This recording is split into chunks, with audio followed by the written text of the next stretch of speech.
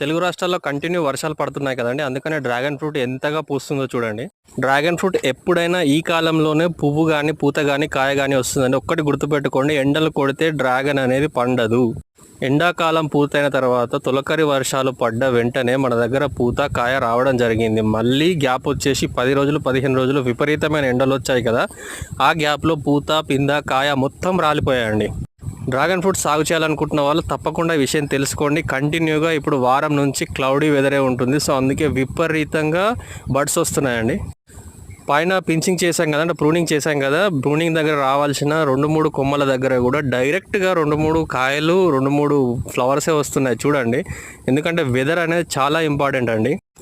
అందుకే అధిక మొత్తంలో సాగు చేసే వాళ్ళు రెయినీ గన్స్ను వాడతారు, లేదంటే స్ప్రింక్లర్స్ని వాడతారు. వర్షం అనేది మనం సృష్టించడానికి, మనం వర్షం స్ప్రే కనుక సృష్టించగలిగితే పూత పింద టైంకి తీసుకోవచ్చండి.